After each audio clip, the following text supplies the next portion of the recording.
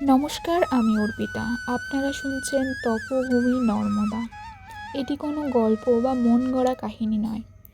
শ্রী শৈলেন্দ্র নারায়ণ ঘোষাল শাস্ত্রী মহাশয় তার নর্মদা পরিক্রমাকালীন যে অভিজ্ঞতা ও দিব্যানুভূতি লাভ করেছিলেন সেটাই তার পুস্তকে লিখে গিয়েছেন।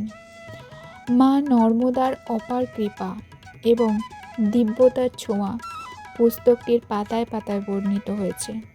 যারা প্রকৃতি এবং আধ্যাত্মিকতাকে ভালোবাসেন, নিঃসন্দেহে তাদের খুবই ভালো লাগবে শুনতে।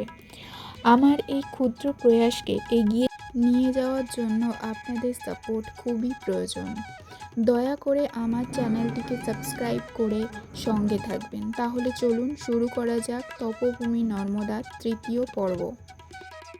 আমি বাবাকে একবার প্রশ্ন করেছিলাম, নর্মদাকে সরিতাং শ্রেষ্ঠ বললে প্রকারান্তে গঙ্গার চেয়ে তার মহিমা বেশি, এই কথাই বলা হয়। কিসে বেশি? গঙ্গারও তো মহিমা অপার। স্বয়ং শঙ্করাচার্য তাকে পতিত উদ্ধারিণী গঙ্গা বলে বন্দনা করেছেন। মানুষের মৃত্যুকালে পবিত্র গঙ্গার জলই মুখে দেওয়া হয়। মুমূর্ষুর মুখে কেউ তো নর্মদার জল দেয় না। বাবা উত্তর দিয়েছিলেন, কারণ নর্মদার জল তো আমাদের কাছে সহজলভ্য নয়। হিমালয়ের দুর্গম স্থান গঙ্গোত্রী হতে গঙ্গার উৎপত্তি হলেও গঙ্গা সমগ্র উত্তর ভারত, এমনকি আমাদের বাংলাদেশের ভিতর দিয়েও বয়ে গেছে। তাই আমরা গঙ্গার জল মুখে দিই। নর্মদার উৎপত্তিস্থল মধ্যপ্রদেশের অমরকণ্টক বিন্ধ্য পর্বতের একটি শৃঙ্গ। 813 মাইল দীর্ঘ নর্মদা নদী অমরকণ্টক হতে বেরিয়ে কাম্বে উপসাগরের সুরাটের কাছাকাছি বরজ বা ভরজ নামে স্থানে গিয়ে মিলিত হয়েছে। যারা গঙ্গা থেকে দূরে আছেন অথচ নর্মদার কাছাকাছি, তারা নর্মদার জলই পরম পবিত্র জ্ঞানে মুমূর্ষুর মুখে দিয়ে থাকেন।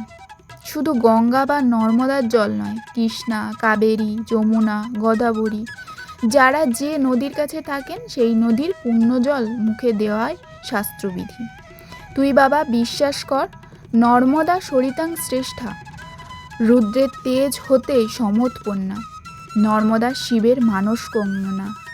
গঙ্গা যে নিত্য পাপী তাপী অনাচারী ব্যভিচারী লক্ষ লক্ষ লোক স্নান করে তাদের ক্লেশ গ্লানি কালিমা তাতে গঙ্গা নিজের আত্মতেজে মুক্ত করে দেয়।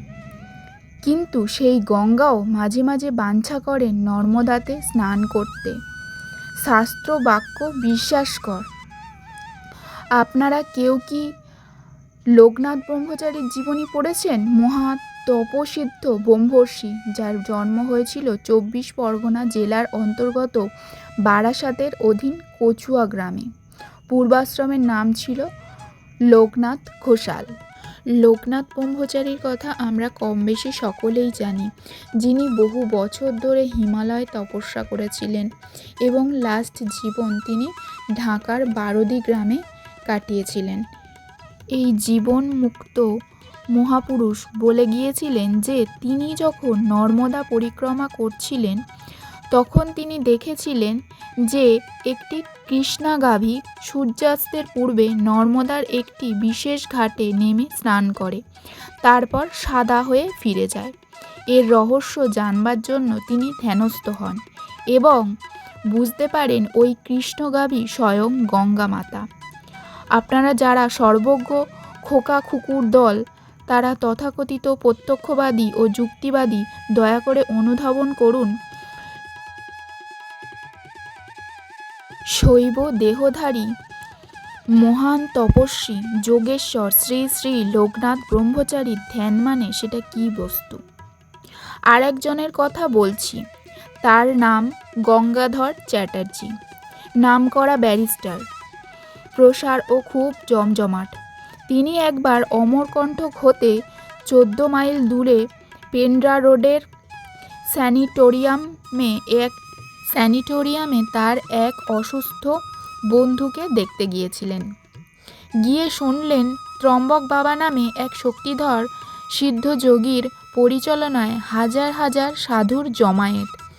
অমরকণ্টক হতে নর্মদা পরিক্রমা যাবার উদ্যোগ করছে। কতটা জমায়েত হয় সেটা দেখার জন্য সাহেবী স্যুট পরা, মুখে বাঁকা করে ধরা টোবাকো পাইপধারী ব্যারিস্টার গঙ্গাধর অমরকণ্টকে পৌঁছে সাধুদের জমায়েত কৌতূহল ভরে দেখতে লাগলেন। নর্মদা মাই ও মহাদেবের পূজা করে যাত্রা করবার পূর্বে নাঙ্গা সাধুর দল উদ্যত কণ্ঠে জয়ধ্বনি দিলেন, জয় নর্মদা মাই কি জয়, হর নর্মদে হর। সহসা গঙ্গাধরের মনে কোথাও থেকে কি ঘটে গেল।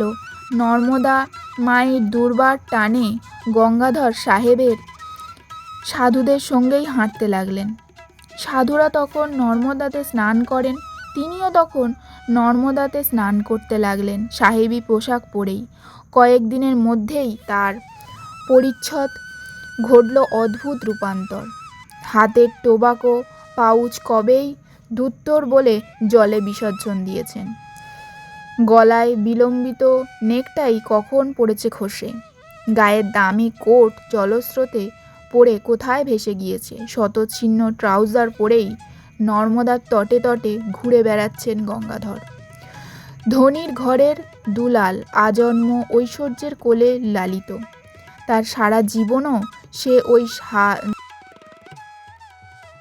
পাত পরিক্রমার সমান পথ হাঁটেননি। কিন্তু সমুদ্র সঙ্গম থেকে যখন ফিরে এলেন তখন দেহে মনে দেখা গেল অপূর্ব প্রভাব, উদ্দীপনা। চোখে মুখে খুশির ভাব উছলে পড়ছে। উস্কো খুস্কো চুল, এক গলা দাড়ি, পরনে একমাত্র সম্বল ছিল ট্রাউজারটি, তাও জলে পচে পচে হয়েছে শতছিন্ন, একেবারে উলঙ্গ, দলাগলা অবস্থা। সাধুরার নাম দিলেন দিগম্বরজি।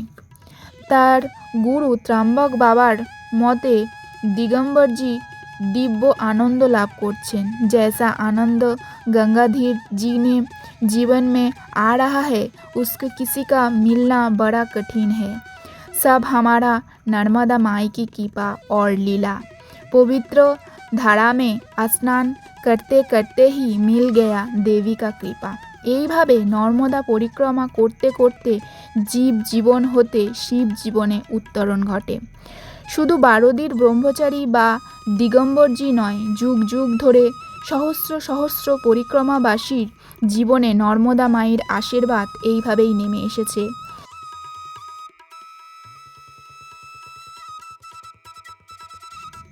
তাই মহিষী, মার্কণ্ডেয়, ভৃগু, কপিল, দুর্বাসা থেকে আরম্ভ করে এই যুগের কমল ভারতীজি, গৌরী শঙ্করজি প্রভৃতি দিব্য জীবনের প্রত্যক্ষ ঘটনা স্মরণ রেখেই শাস্ত্রকারেরা বলেছেন, নর্মদায়ং জলং পিত্তা অর্চতিয়া বৃষধ্বজা দুর্গতিঞ্চ ন পশ্যন্তি তস্য তীর্থ প্রভাবত।